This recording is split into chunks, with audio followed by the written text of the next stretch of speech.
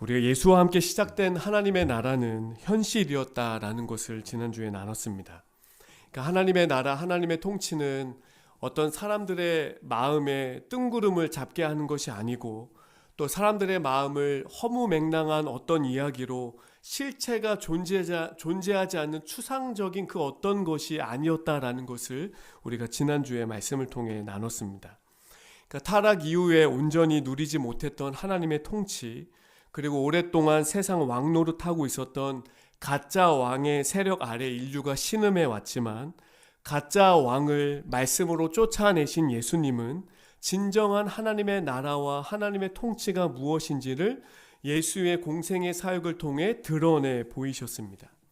죄에서 해방시키시고 고통에서 벗어나게 하시고 질병을 치유하시며 자연 만물을 다스리시는 왕의 통치를 드러내신 겁니다.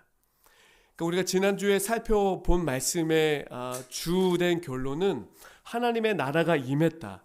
그래서 치유가 일어났다. 사람이 회복됐다라는 결과적인 부분에 우리가 포커스를 맞춰서 말씀을 나눴지만 오늘 우리가 나누고 싶은 하나님의 말씀은 그 결과를 가능케 하셨던 예수 그리스도의 말, 그리스도의 행동, 그리스도의 성품과 인격에 관한 것을 나누고자 합니다.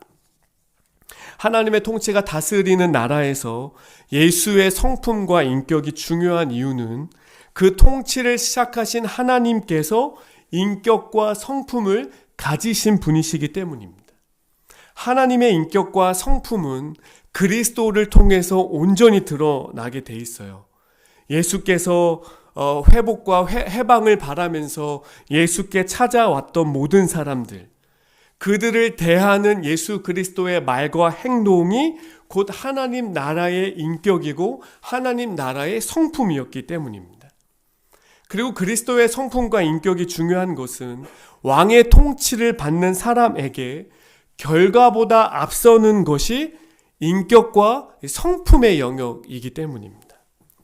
그래서 고대 사회에서 영향을 끼쳤던 아리스토텔레스는 그의 책 수사학에서 행동은 인격의 표시라고 말했어요. 그러니까 오늘날에도 사람의 성품과 인격이 중요하다라고 말하지만 고대 사회에서도 역시 인격과 성품을 중요하게 여겼다라는 것입니다. 사람을 한두 번은 속일 수 있어도 매번 속일 수는 없는 일이죠. 지금이나 예전이나 그 어떤 방식들은 변하지 않고 존재해 왔습니다. 그러니까 한 사람이 예수님을 찾아왔어요. 이 사람은 나병, 그러니까 한센병으로 불리는 피부병을 가진 사람입니다. 오랫동안 고생해온 사람이에요. 지금은 현대의학의 발전으로 이 한센병이 완치가 가능하지만 예수님 당시, 그러니까 현대의학적으로 고치지 못한 병들이 예수님 당시에는 워낙 많았기 때문에 주변 사람들에게 질병을 가지고 있었다라는 것은 사람들에게 두려움을 가져다 주고 혐오를 가져다 주기에 충분했습니다. 더군다나 나병이라는 것은 감염의 위험 때문에 주변 사람들에게 혐오를 불러일으키고 공포를 가져다 줬어요. 그래서 이 나병 환자는 사람들이 모인 곳에 가지 못했습니다. 왜 가지 못했습니까? 가면 사람들이 자신을 보는 눈빛을 느끼는데 그 눈빛에 나를 혐오하는 게 느껴지고 나를 두려워하는 게 느껴지고 나를 경계하는 눈빛이 고스란히 전달되는데 이 나병 환자가 사람들 모인 곳에 어떻게 갈 수가 있겠습니까? 그리고 심지어 이 나병 환자는 부정하다 외쳤어야 됐어요. 율법에 의해서, 정결법에 의해서 사람들이 많은 곳에 가면 나는 부정하다 외쳤어야만 했습니다. 그런데 그런 관점에서 이 나병 환자가 사람들 많은 곳에 가지 않아요. 이 나를 바라보는 그 눈빛이 얼마나 혐오스러운 눈빛으로 나를 바라보는지. 그래서 가지 않았습니다. 근데 40절 말씀을 한번 보시면 한 나병 환자가 예수께 와서 꿇어 엎드려 간구하여 이르되 원하시면 저를 깨끗하게 하실 수 있나이다. 이 나병 환자의 지금 이러한 돌발 행동은 매우 위험한 행위였습니다. 그렇게 여겨졌고요. 율법에 따르면 나병 환자는 사람들 많은 곳에 가서는 안 됐습니다. 왜냐하면 감염의 위험을 높이기 때문에. 그러니까 나병이 옮겨지는 것뿐만 아니라 나병 환자가 가지고 있는 부정 자체가 옮겨진다고 생각했기 때문에 율법에 의해서 부정한 자는 격리돼야만 했어요. 그리고 사회가 합의한 관습과 규범이 있는 거예요. 그러니까 나병 환자는 격리돼서 살아야 돼라는 사회적 합의가 있었던 시대였습니다. 그런데 이 나병 환자의 지금 이런 행동은 어떤 것이죠? 율법을 깨트렸어요. 사회적 합의를 어겼습니다. 정면으로 돌발 행위를 한 거예요. 이런 행동이 얼마나 불편하고 짜증나는 일인지 우리가 코로나 때 이미 다 경험했습니다. 그러니까 동선을 속이고 사람들을 만나러 간 사람들의 소식을 들을 때 우리 마음이 불편해집니다. 마스크 쓰지 않고 기침하면서 대중교통을 타거나 마스크 쓰지 않고 기침하면서 엘리베이터를 타는 사람들을 보면서 우리 마음이 불편해지고 경계심을 갖게 되고 거리 두기를 하지 않았습니까? 그런 사람이 우리 곁에 가까이 온다고 생각해 보십시오. 거리 두기가 되는 겁니다. 그런데 그것과는 비교할 수 없는 나병 환자가 만약에 우리에게 가까이 왔다라고 생각해 보십시오. 비교도 안 되는 두려움과 경계심을 사람들이 보일 수밖에 없는 것입니다. 그것은 비정상적인 반응이 아니라 상식적인 반응이었어요. 그래서 저는 여러 번 소록도를 방문했던 기억이 있고 제가 예전에 서울역에서 살기 때 우리 김봉래 권사님하고도 같이 소록도를 다녀온 적이 있는데 지금은 그렇지 않지만 제가 소록도에 한센병 환자들의 봉사를 위해서 처음 그 소록도를 들어갔을 때 제 마음에 두려움이 있었습니다. 그리고 마음에 예수를 믿는 사람이기 때문에 티를 낼 수 없었지 마음에 얼마나 이 경계심이 가득했는지 몰라요. 나병 환자의 이런 돌발 행동에 대해서 사람들은 이 사람 상식이 없다고 남을 배려하고 존중하는 마음이 없다고 말했을 겁니다. 뭐 이런 인간이 다 있어라고 말했을 거예요. 배제와 혐오의 눈빛을 보였을 겁니다. 율법을 어긴 것에 대해서 정죄했을 거예요. 그 시대의 사회 문화적 기준으로 보면 그렇게 반응하는 게 상식적인 반응이었다라는 겁니다. 그런 나병 환자가 예수께 와서 무릎을 꿇었다라고 기록하고 있는데 무릎을 꿇었다라는 것은 예수님과 이 나병 환자가 지근 거리에 있었다, 가까운 거리에 있었다라는 걸 말해주죠. 만약 나에게 나병 환자가 그렇게 다가왔다면, 우리에게 나병 환자가 갑자기 불쑥 나타난다면 우리의 몸의 반응은 어떻습니까? 거리 두고 몸이 뒤로 가요. 앞으로 쏠리지 않고 뒤로 가게 돼 있습니다. 미간이 찌푸려졌을 거예요. 예수 믿는 사람이기 때문에 티를 안 내려고 해도 몸이 먼저 반응합니다. 그게 상식적인 반응이면 문제되지 않습니다. 그런데 예수님은 어떻게 하십니까? 우리는 그런 환자를 보면 몸이 뒤로 가는데 예수님은 몸을 앞으로 기울이셨습니다. 우리는 경계하고 거리 두기 하는데 예수님은 거리 두기를 하지 않으셨습니다. 그뿐만이 아니에요. 손을 내밀어서 그의 몸에 대셨습니다. 그러니까 마가는 예수님의 치유 사건을 기록할 때 예수님의 손을 많이 표현했어요. 그리고 그 표현을 할 때 잡다라는 표현을 굉장히 많이 썼습니다. 그런데 오늘 마가의 기록에 따르면 예수님은 나병 환자를 잡지 않고 손을 대셨다라고 표현해요. 손을 대신 이유가 무엇이겠습니까? 나병 환자의 피부는 너무 약해서 잡으면 상처나고 진물이 나기 때문에 꽉 잡으면 살갗이 벗겨지고 너무 세게 잡으면 살 덩어리가 떨어져 나갈 수 있어요. 그래서 예수님이 살짝 손을 대신 겁니다. 그리고 말씀하세요. 41절 말씀 보시면 예수께서 불쌍히 여기사 손을 내밀어 그에게 대시며 이르시되 내가 원하노니 깨끗함을 받으라 하시니. 오늘 말씀을 곰곰이 생각해 보시면 예수님의 치유의 방식, 그러니까 치유의 방법은 뭐였습니까? 말씀이었어요. 그러니까 깨끗함을 받으라, 이 한마디면 충분히 예수님은 치유하신 분이셨습니다. 그런데 왜 굳이 손을 대셨을까요? 말로 충분히 치유를 하실 수 있고 그렇게 많이 치유해 오셨고 지금 상황에서도 말씀 한마디로 치유하셨어요. 그런데 예수님 왜 굳이 손을 대셨을까요? 나병 환자는 살아오면서 따뜻한 온기가 담긴 사람의 손을 잡아본 적이 없었기 때문입니다. 누구도 자기 손을 먼저 잡아준 사람이 없었고 자기 몸에 격려의 손을 댄 적이 없었습니다. 모두가 혐오하고 두려워하고 율법적으로 부정한 자인데 누가 거기 가까이 가겠습니까? 부모도 그 환자를 만나고 싶어도 율법에 의해 가까이 할 수가 없었어요. 그런 그에게 예수님이 손을 대신 겁니다. 말로 고치셨지만 그의 몸에 손을 대신 거예요. 감염의 위험도 예수님 아셨습니다. 율법을 어겼다라는 것도 아시고 계셨어요. 모르시는 분이 아니십니다. 그럼에도 그의 몸에 손을 대셨습니다. 그럼 예수님은 어떤 인격을 가지신 분입니까? 예수님은 어떤 성품을 가지신 분이실까요? 또 하나의 사건이 2장에서부터 시작이 되는데 예수님 어느 집에서 가르치고 계실 때 갑자기 집 천장에 구멍이 뚫리더니 들것에 실린 사람이 내려왔어요. 이 사람 중풍병자였습니다.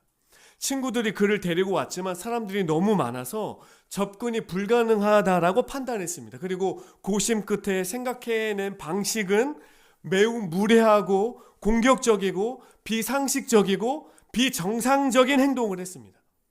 먼저는 새치기를 했어요. 급한 사람들이 먼저 줄 서서 기다리고 있는데 그 사람들을 제치고 새치기를 했습니다. 그리고 남의 집을 부시면서 재산상의 손해를 고의적으로 입혔습니다. 그 결과 예수님의 가르침이 멈춰버렸어요. 그러면 믿음이 있으면 남의 집을 부셔도 되는 겁니까? 믿음이 있으면 새치기를 해도 되는 겁니까? 이런 행동이 우리 신앙의 눈으로도 용납이 안 되는데 사회적으로 용납이 될 수 있습니까?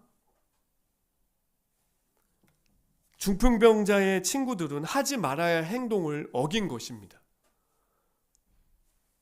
이런 행위는 상식적인 행동이 아니었어요. 물론 응급 환자였다면 그래도 이해해 보겠는데 중풍병자는 응급 환자는 아니었어요. 기다릴 수 있는 사람이었습니다. 그런데 자기 먼저 치료받겠다고 남의 재산 피해주고 사람들에게 피해주고 이게 이 사건의 팩트예요. 팩트. 피해를 준 겁니다. 이 광경을 목격한 주변 사람들의 반응이 어땠을까요? 혀를 끌끌 찼을 거예요. 뭐 이런 인간들이 다 있어. 집주인에 대한 보상은 누가 하는 겁니까? 이게 일반적인 상식적인 반응이에요. 주변 사람들이 그 광경을 보면서 우리는 예수님이 어떤 너무 신앙적으로 이제 다 성경을 보니까 그들의 믿음, 그럼 믿음이 있으면 남의 집을 부셔도 되는 건가요? 믿음이 있으면 새치기 해도 되는 건가요? 그것이 아니라는 걸 우리가 상식적으로 알고 있습니다. 그 상식의 눈으로 보면 이 중풍병자의 친구들은 사회적 합의와 규범을 완전히 어겨버린 거예요. 그리고 예수님도 피해자고 집주인도 피해자고 기다린 사람들 모두가 피해자가 됐습니다. 이렇게 무례하고 공격적인 이들에 대해서 예수님의 반응을 보시면 그 반응을 보이신 예수님의 표현들 또 고쳐주시는 장면들을 보면서 그 예수님은 도대체 어떤 인격을 가지신 분일까? 어떤 성품을 가지신 분일까요? 또 하나의 사건을 보면 어느 날에 예수님이 길을 가실 때 급하게 움직이셨습니다. 그런데 중간에 갑자기 누군가 몰래 다가와서 허락도 없이 예수님 몸에 손을 댔어요. 그 사람은 12년 동안 하율로 고통을 받았던 여인이었습니다. 그러니까 여인은 예수의 몸에 내가 손을 대기만 하면 하혈이 멈출 것이라는 믿음이 있었고 그것을 행동으로 옮겼어요. 근데 이거를 일반 상식적으로 봤을 때 이런 행동 역시 굉장히 무례한 일입니다. 우리 사회도 그렇고 고대 사회에서 내가 믿음이 있다고 해서 남의 몸에 몰래 손을 대도 되는 겁니까? 어디 가시는데 어떤 남자가 나 믿음이 있어서 어떤 여성의 몸에 손을 대면 바로 추행죄로 고발돼서 그런 시대를 고대 사회도 마찬가지입니다. 남의 몸에 함부로 손을 대서는 안 되는 거예요. 더군다나 이 여인 누굽니까? 부정한 자로 여겨진 사람이었어요. 그냥 넘어갈 수 없는 일입니다. 허락도 없이 내 몸에 손을 댔다. 그냥 넘어갈 수 없는 일이에요. 게다가 이 여인은 율법에 따라 종교적으로 부정한 사람이었기 때문에 정결법에 따르면 부정한 사람은 타인과의 접촉을 하면 안 됐어요. 왜냐하면 부정이 옮겨지기 때문에 그런 것이죠. 그래서 몰래 다른 사람 몸에 손을 댄 이 행동은 그 주변 사람들에게 분노를 일으키는 행동이었습니다. 그럼 예수님의 반응이 어떻습니까? 누가 내 몸에 손댔다 라고 말했어요. 이 상식적인 반응이에요. 누가 지금 내 몸에 손댔어 라고 상식적으로 반응하셨어요. 그런데 예수님은 화를 내시기보다 주변 사람들은 모든 법을 어긴 것들, 그리고 허락도 없이 사람의 몸에 손을 댄 것들에 대해서 굉장히 분노하고 비상식적인 반응으로 다 보이고 있는데, 예수님은 화를 내시기보다 모든 사람이 보는 앞에서 그 여인을 드러내시면서 말씀하세요. 따라 평안히 가라. 너의 믿음이 너를 구원했다라고 말했습니다. 허락도 없이 남의 몸에 손을 댄 것과 율법과 정결법의 규례는 예수님에게 뒷전이었어요. 율법의 조항도 정결법의 규례를 깨트린 것도 아세요. 해서는 안 될 행동을 이 여인이 한 것도 다 알고 계십니다. 그런데 예수님의 반응은 굉장히 달랐습니다. 예수님은 도대체 어떤 인격을 가지신 분일까요? 언젠가 예수님이 예루살렘으로 가시는 길에 여리고에 잠깐 들렀습니다. 그런데 급하신 일이 있으셨는지 그 여리고에서 아무 일도 나타내지 않으시고 다시 빠르게 나와서 예루살렘으로 가시고자 하셨어요. 그런데 여리고를 빠져나갈 때 나사렛 예수가 지나간다라는 말을 들었던 맹인이자 거린이었던 바디메오라는 사람이 냅다 고성을 질렀어요. 그러니까 공공장소에서 고성을 지른 거예요. 그 우리 손주 손녀들하고 놀이터에서 이렇게 놀고 계시다가 누군가 갑자기 냅다 나타나가지고 막 고성을 지른다고 생각해 보세요. 비정상적인 사람이라고 생각을 해요. 왜 저러냐 저 인간. 왜 남에게 피해를 주냐. 그러니까 바디메오가 고성을 질렀다는 것은 주변 사람들의 입장에서 봤을 때 비상식적인 행동을 하는 거예요. 시끄러워서 민폐를 끼치는 것입니다. 그래서 그 바디메오의 고성이 너무 시끄러웠던 나머지 주변의 사람들이 뭐라고 말하냐면 마가복음 10장 48절에 따르면 많은 사람이 꾸짖었다라고 그래요. 꾸짖었다. 너 조용해라고 말했어요. 너 그 입 다물어. 조용해. 그 다수의 사람이 한 사람을 향해서 입 다물어라고 말한 겁니다. 그 민폐가 너무 심했으니까요.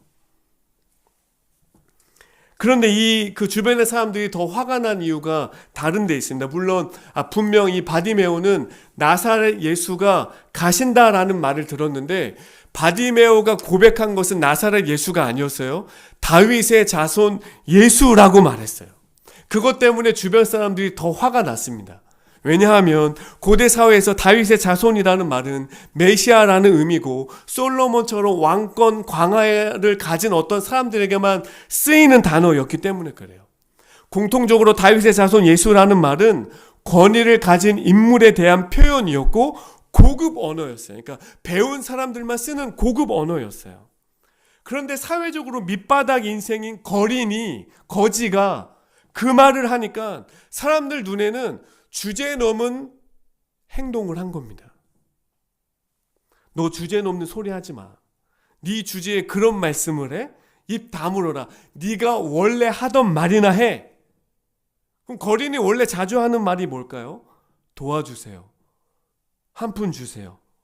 먹을 것 좀 주세요. 이게 평소에 하는 말이었어요. 그러니까 이 주변의 사람들의 입장에서는 상식적으로 네가 하는 말을 하고 쓸데없는 말 하지 마라고 말한 거예요. 사람들이 바디메오를 꾸짖는 건 당시에 당연했습니다. 사회 밑바닥에 있는 사람이 어떤 사건에 대해서 의견을 내는 것 자체가 불가능한 시대였어요. 조선시대만 보십시오. 노비가 자기 의견을 낼 수 있습니까? 신하가 왕에게 자기 의견을 낼 수 있습니까? 의견을 낸다는 것은 도전으로 받아들여져요. 그 당시에 밑바닥 인생이었던 거린이 자기 의견이라고는 원래는 나 좀 도와주세요. 한 푼 주세요라고 말하는 것뿐인데 다윗의 자손 예수여라고 말하니까 주변의 사람들은 너무 어이가 없었던 겁니다. 주제넘는 소리 하지 말아라. 깜도 안 대면서 있어 보이는 말 하지 말아라 이렇게 말한 겁니다. 그런 사람에게 예수님의 반응은 무엇입니까? 걸음을 멈추셨어요. 그리고 말씀하셨습니다. 너 원하는 게 뭐야? 너 뭐 주면 돼? 라고 말씀하셨어요. 너 원하는 게 뭐야? 이 말은 바디메오가 평생 처음 들어본 말이에요. 누군가 나에게 원하는 것이 있냐고 물어봐 준 사람이 예수님이 처음이었던 거예요. 사람들은 묻지도 않고 동전 던져주고 갔습니다. 얘는 안 물어봐도 다 안다 하면서 동전 주고 그냥 가버렸어요. 그런데 예수님은 너 원하는 게 뭐야? 라고 물어봤어요. 대부분의 사람들은 이 거린이 원하는 게 뭔지 다 알아요. 돈 주면 돼요. 먹을 거 주면 돼요. 그리고 너 수준에 맞게 살아라. 그리고 그냥 지나쳐 가버렸어요. 근데 예수님 그 바디메오에게 말씀하시기를 너 원하는 게 뭐야? 뭘 해주면 좋아? 그렇게 물어보신 다음에 치유가 일어났습니다. 바디메오가 태어나서 처음 느껴본 진심이 담긴 말이었어요. 그러니까 이런 상황을 통해서 예수님의 인격과 성품은 어떤 것입니까? 그리고 마지막 사건을 좀 보고자 하는데 예수님께서 익숙한 갈릴리를 떠나서 이방 지역인 두로에 가신 적이 있었어요. 근데 두로에 가실 때 성경이 기록하기를 혼자 가셨다라고 말합니다. 제자들 동행하지 않으셨다라고 그래요. 아마도 우리 예수님께서 쉬고 싶으셨던 것 같고 또 혼자 있는 시간이 필요하셨던 것 같아요. 그리고 본문의 앞선 그 본문을 보면 유대인들과 심한 논쟁을 했기 때문에 그 논쟁의 피로도가 너무 높아서 잠시 홀로 있어서 쉬고 싶었다라는 것이 아마도 가장 큰 가능성일 거라고 생각이 듭니다. 근데 쉬러 가셨어요. 홀로 잠시 있고 싶어서 두로에 갔습니다. 그런데 난데없이 한 여인이 불쑥 찾아와서 내 딸 고쳐달라고 요구를 해요. 홀로 있고 싶어가지고 이제 쉬고 싶어가지고 만약에 집에서 쉬고 계시는데 계속 누가 문을 두드린다고 생각해 보세요. 예수님 믿으세요? 뚝뚝뚝뚝 해서 도를 아세요? 계속 나 쉬고 싶은데 계속 누가 와가지고 말을 건다고 생각해 보십시오. 피로도가 너무 높은데 계속 갑자기 불쑥 나타나서 대뜸 요구하는, 그러니까 지금 그런 상황인 거예요. 예수님이 당한 상황이. 우리 같으면 어떻습니까? 내가 혼자 있고 싶고 피로도가 너무 높아서 혼자 있고 싶고 쉬고 싶은데 이런 사람들이 계속 찾아오면 우리는 어떡하죠? 그 자리를 피하든지 아니면 딴 데 가든지 하겠죠. 짜증이 나겠죠. 근데 예수님이 어찌됐든 불쑥 찾아온 그 여인에 대해서, 그리고 불쑥 찾아와서 대뜸 요구했던 그 여인에 대해서 내 딸 좀 고쳐주세요 라고 요구했던 그 여인에 대해서 예수님이 답변하시기를 자녀의 떡을 개들에게는 주지 않는다라는 굉장히 차가운 말씀을 하셨어요. 굉장히 듣는 사람에게 거부감이 느껴지는 그런 표현입니다. 그런데 이 여인이 상처받았다라고 할 수는 상처받았다고 해도 어쩔 수가 없습니다. 왜냐하면 예수님 지금 쉬고 혼자, 그러니까 아무도 모르게 제자들도 동행하지 않고 혼자 와서 쉬고 있는데 갑자기 불쑥 찾아와서는 자신의 바람을 요청하고 있는데, 예의나 태도 면에서 보면 이 여인이 자초한 일이라고 볼 수도 있습니다. 예수님이 자녀의 떡을 개들에게 주지 않는다라고 하신 이유는 예수님의 그 공생의 사역의 신학적인 이유 때문이었어요. 예수님의 공생의 사역은 이스라엘의 회복에 집중된 사역이었어요.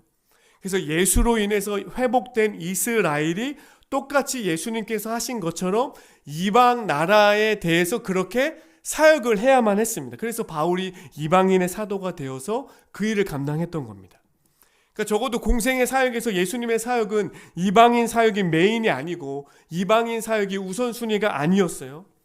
그래서 사역의 메인이 이방 지역이 아니기 때문에 자녀의 떡을 개들에게 주지 않는 것이 마땅치 않다라고 말씀하신 겁니다. 근데 이 말을 들었던 여인의 반응이 어떻습니까? 재차 요구해요. 그러니까 예수님 그렇게 말해도 무시하고 재차 요구합니다. 거절했는데 재차 요구하죠. 주님 맞습니다. 하지만 그 부스러기는 개들도 먹습니다. 라고 말해요. 그러자 예수님 말씀하십니다. 내 집으로 돌아가라. 내 딸이 나았다라고 말했습니다. 종합적으로 나병 환자나 중풍병자나 혈루증 여인이나 수로보니게 여인이나 바디메오에게 공통점이 있어요. 일반 상식적으로 바라봤을 때 일반 그 사회 문화적 관습으로 규범이나 규칙으로 봤을 때 이 사람들에게 나타나는 공통점이 있습니다. 공통점이 무엇입니까? 무례하고 뻔뻔하고 다른 사람의 눈살을 찌푸리게 하는 행동들을 했다라는 겁니다. 그리고 사회적으로 합의되어 있는 규범을 깨트리고 율법을 어겼습니다. 감염을 아랑곳하지 않고 사람들 틈에 돌아다닌 환자, 허락 없이 사람 몸에 손을 댄 사람, 남의 집 지붕 뚫은 사람들, 새치기 한 사람들, 쉬고 싶은데 불쑥 찾아와서 자기 요구나 말하는 사람들, 공공장소에서 고성을 지는 바디메오나 이런 모든 행동들은 오늘날의 기준에서도 봤을 때 사회 통념과 상식을 완전히 무시해버린 사람들입니다. 공격적인 사람들이에요. 이런 사람들을 보는 우리는 어떻게 반응하겠습니까? 거절했을 거예요. 정당하고 합리적인 이유를 들면서 그들의 요구를 다 거절했을 겁니다. 예의를 지키지 않았어요, 일단. 그리고 내 시간과 공간을 내 허락 없이 침범해 버렸어요. 야, 모두가 불편해하잖아. 너 왜 그렇게 하는 거야? 라고 말하면서 이거는 비상식적인 일이야 라고 말하면서 거절할 이유가 충분했습니다. 그래서 우리였다면 저였다면 거절했을 거예요. 그게 상식적인 일이고요. 예수님도 거절하실 이유가 충분하셨습니다. 왜냐하면 예수님도 그 당시에 사회 문화적 표준을 가지고 계신 분이셨거든요. 개인적인 감정을 가지신 분이셨고 사회 통념에 대해 모르는 분이 아니셨어요. 유대인으로서 율법의 기준을 엄격히 알고 계시는 분이셨습니다. 모르시는 분이 아니세요. 거절할 이유가 충분하신 분이 예수님이셨어요. 그래서 예수님이 거절하셔도 예수님께 찾아온 사람들의 요구사항을 듣고 나서 거절하셔도 어느 누구도 뭐라 할 사람이 없습니다. 왜냐하면 그 사람들 모두가 다 모든 걸 어겼거든요. 율법 깨트리지, 상식적이지 않지, 비정상적이지, 공격적이지, 무례하지. 예수님이 거절해도 어느 누구도 뭐라 하지 않습니다. 그러나 예수님은 자기에게 다가오는 그 사람들을 어떻게 대해야 할지 결정하실 때 이 사람이 사회적인 절차를 지켰는지, 종교적인 절차를 지켰는지, 혹은 요구하는 자들의 태도와 예의가 괜찮은지, 말투가 교양이 있는지, 혹은 다른 사람의 감정을 배려하고 프라이버시를 존중했는지 그 기준을 가지고 요구하는 사람들의 요청을 들어줄지 말지의 가부를 결정하지 않으셨다라는 데 있습니다. 일반적으로는 원래 거절을 해도 되는 일인데 예수님은 거절해도 되는 이유보다 그 모든 거절해야 될 이유들을 다 뒤로 하시고 예수님이 먼저 보신 것이 있어서 그래요. 그것을 무엇이라고 말하냐면 그 예수 그리스도를 찾아온 사람들의 절박함을 먼저 보셨기 때문에 그렇습니다. 그리고 그 절박함을 가진 사람들이 다른 사람에게 가지 않고 자기에게 오고 있다라는 것을 먼저 생각하시는 거예요. 아, 이 사람이 지금 나를 필요로 하고 있구나. 나 아니면 안 된다라는 절박함을 가진 사람들이구나라는 그 눈으로 그 비상식적인 사람들을 바라보셨기 때문에 무례하고 공격적인 사람들을 대하는 예수님의 태도가 그리고 그분의 인격과 성품이 이렇게 나타날 수 있었다라는 것입니다. 그래서 디도서 3장, 오늘 우리가 읽었던 3장 4절 말씀에 하나님이 우리를 구원하신 동기에 대해서 말씀하시는데 디도서 3장을 한번 같이 보시면 우리 구주 하나님의 자비와 사랑하심이 나타날 때에 5절 보시면 우리를 구원하실 때 우리가 행한 바 의로운 행위로 말미암지 아니하고 오직 그의 긍휼하심을 따라 라고 기록되어 있습니다. 그러니까 인간이란 존재가 하나님에게 얼마나 무례합니까? 인간이란 존재가 하나님에게 얼마나 공격적입니까? 인간이란 존재가 하나님에게 얼마나 비상식적인 행동들을 하면서 살아갑니까? 그런데 하나님이 우리를 구원하신 까닭과 이유가 무엇입니까? 하나님의 자비와 사랑하심이 나타나고 우리의 의로운 행위가 아니라 주의 긍휼하심으로 말미암았다. 그러니까 다시 말해서 예수 그리스도께서 그렇게 무례하고 공격적이고 율법을 어긴 사람들에 대해서 우리와 다른 상식적이지 않은 반응을 보이실 수 있었던 이유는 그들의 절박함을 먼저 보시고 나 아니면 안 되기 때문에 나에게 찾아온 사람들이라는 것을 알았기 때문에 그들의 병을 고쳐주시고 치유해주시고 낫게 하셨다라는 것입니다. 그것이 예수의 인격이고 성품이에요.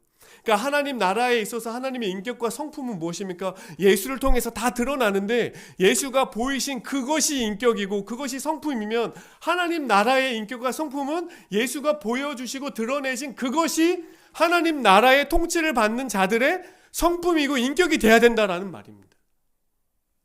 법을 지켰는지 아니면 무례하지 않은지 이런 것들을 먼저 보기보다 12년 동안 고생해 왔던 그 아픔을 먼저 보고 38년 동안 끙끙 앓아왔던 그 아픔을 먼저 보고 그래서 이 3장 4절 보시면 사람 사랑하심이라는 단어가 있어요. 사랑하심.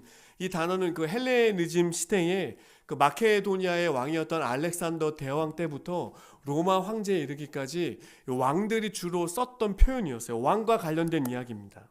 사람 사랑하다. 그러니까 헬라어로는 이 필란트로피아라는 단어인데 박애 혹은 자선, 관용이란 말이에요. 그러니까 이 단어가 어떻게 쓰였냐면 왕은 거절할 권한이 있습니다. 무시할 명분도 있습니다. 그런데 왕이 굳이 베풉니다 라고 할 때 사랑하심, 그러니까 필란트로피아라는 단어를 썼어요. 왕은 사람들의 요청을 거절하고 무시해도 돼요. 굳이 왕으로서 다 들어주지 않아도 된다라는 거예요. 그런데 왕이 그냥 베풀어 주는 겁니다. 그게 사랑하심이라는 헬라어적 표현이었어요. 그러니까 세속의 왕이 베풀었던 사람 사랑하다라는 것과 그러니까 이런 표현들은 오늘날 어떤 용어의 그 노블리스 오블리주라는 단어와 굉장히 닮아 있다라고 볼 수 있습니다. 하지만 하나님께서 사람 사랑하심과 세속의 왕들과 귀족들이 말하는 사랑하심은 굉장히 큰 차이가 있어요. 본질적으로 다르죠. 세속의 왕들과 지도자들이 말하는 사랑하다의 사람 사랑하심의 특징은 무엇입니까? 세속의 왕들은 품위를 지키면서 베풀어요. 세속의 지도자들은 자신의 지위가 송산되지 않는 범위에서 베풉니다.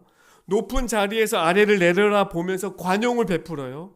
베품으로써 세속의 왕들은 노블리스 오블리지를 실천하면서 베풀면서 오히려 더 칭송을 받지만 혐오스러운 자의 몸에 직접 손을 대진 않아요. 규칙과 규범을 어기고 비상식적이고 돌발 행동을 한 자들에게는 허용되지 않는 것이 세속 왕들이 말하는 사랑하심이에요. 그러나 하나님의 통치를 시작하신 예수님의 사랑하심은 왕의 품위를 내려놓는 사랑하심입니다. 아무도 건드리지 않았던 혐오스러운 몸에 손을 대신 사랑하심입니다. 아무도 가까이 하지 않았던 일을 가까이 하신 것은 말씀이 육신이 되어 우리 가운데 거하신 것처럼 하나님의 사랑하심은 결국 살과 살이 닿는 방식으로 눈과 눈을 맞추는 방식으로 예수 아니면 안 된다라는 절박함을 가지고 나온 사람들을 무시당하지 않는 느낌으로 그들을 대하는 방식이 예수의 사랑하심이었다라는 것입니다. 예수님은 외면해야 할 모든 이유들을 외면하신 분이십니다. 우리는 누군가 그런 무관례적이고 무법적으로 우리에게 나와서 도와달라고 하는 사람들 보면 우리는 거절할 이유들을 다 찾아냅니다. 그리고 정상적이고요. 그런데 예수님께서는 그 외면해야 할 이유를 외면하시고 거리에 두기 피부병 환자, 남의 지붕 뚫은 중풍병자, 쉬는 시간 방해한 여인, 몰래 손댄 여인, 그들은 예수만이어만 했던 사람들이었습니다. 그러니까 예수님이어만 가능하다라고 믿는 거기에 예수님이 반응하신 거예요. 그들이 비록 교양인이 아니어도, 예의와 절차를 무시해도, 격식이 없어도 우리는 이거 어기면 인간도 아니다라고 말하는데, 우리는 어떤 사람들의 특징, 그 어떤 그 무법적인 그 행동들 보면서 이 인간도 아니네 이 사람, 이렇게 말하는데, 예수님은 그것보다, 그 법보다, 그 무례함보다 그들이 고통당해 왔던 것을 먼저 보시고 그들의 괴로움들을 먼저 헤아리시고 그들의 그 절박함을 먼저 보실 수 있는 눈이 있으시니까 그분의 성품과 인격이 병자들을 대할 때 고스란히 나타날 수 있었던 겁니다. 사랑하는 성도 여러분, 예수를 통해 드러난 하나님의 성품과 인격이 말하는 것이 무엇입니까? 하나님의 나라의 통치는 사회 규범이나 종교적 규범보다 사람을 향해 있다라는 것을 말해줍니다. 하나님의 통치는 하나님의 나라를 경험한 사람들의 인격과 성품으로 드러나게 돼 있어요. 병이 나은 것은 결과이지 병을 낫게 한 것은 예수님이 그들을 대하는 방식에 있었습니다. 이것을 쉬운 말로 하면 마음을 먼저 치유했다라고 말하면 돼요. 이제 말씀을 맺고자 합니다. 저와 여러분은 어떤 인격과 성품을 가진 사람들입니까? 누군가 불쑥 찾아왔을 때 교회는 열려 있습니까? 닫혀 있습니까? 어떤 방식으로 다가오면 외면하고 어떤 방식이면 문을 열어줍니까? 교회 안에 다루기 어려운 사람들이 있어요. 말 많고 눈치 없고 상처 주는 방식으로 다가오는 사람이 있어요. 그렇게 무례한 사람들이 교회 안에도 있습니다.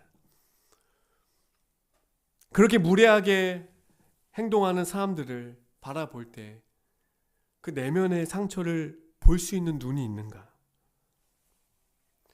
거절할 수 있지만 불쑥 찾아온 어떤 이에 대해서 들어주고 상담해줄 마음 한켠에 넓은 방이 존재하는가?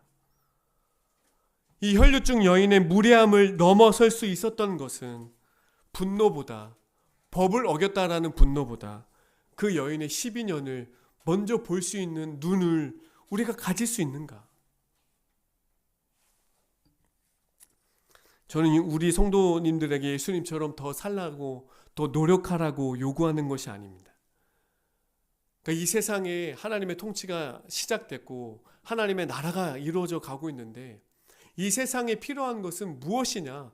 예수를 통해서 드러나셨던 하나님의 인격과 성품인데, 예수를 믿는 자들에게 하나님의 인격과 성품이 드러나야 되는데, 그러면 교회가 이 세상에 대해서 어떻게 존재하고 우리 성도들은 어떻게 존재해야 되는가? 이 세상에 대해서 사랑과 다정함이 있어야 된다는 거예요. 사랑하심이 필요한 세상입니다. 다정함이 사라지고 사랑이 사라지는 이 세상에 교회가 사랑이 있고 다정함이 있는데, 그 사랑하심과 다정함을 이 세상에 보여줄 때 하나님 나라의 인격과 성품이 그대로 드러난다. 그래서 그것이 우리의 사명이고 우리가 살아가야 지향점이 된다는 것입니다. 바랑이 우리도 예수님처럼 거절할 수도 있지만 손을 내밀어 주는 그런 성도의 삶이 되기를 바라고, 품위를 내려놓고 상대방의 밑바닥에 같이 서보는 인생이 되기를 바라고, 규범보다 누군가의 절박함을 먼저 볼 수 있는 그런 넉넉한 마음이 있기를 바랍니다. 그것이 하나님 나라의 인격이고 예수의 성품이었으며 하나님의 통치를 지금도 받고 살아가는 우리가 드러내야 할 숙제입니다. 좋은 성품과 인격은 단순히 우리가 좋은 사람 만들어야 된다라고 말하는 것이 절대 아닙니다. 우리가 세상에 대해서 하나님 나라가 여기 있다라고 보여주는 방식이 세상에 다정한 거예요. 세상에 사랑을 주는 겁니다. 그래서 우리의 삶을 통해서 하나님 나라가 여기 있다. 우리의 삶과 믿음과 신앙을 통해서 주변의 사람들이 하나님 나라가 여기 있구나 라는 것이 경험되기를 예수 그리스도의 이름으로 축원드리겠습니다. 아멘.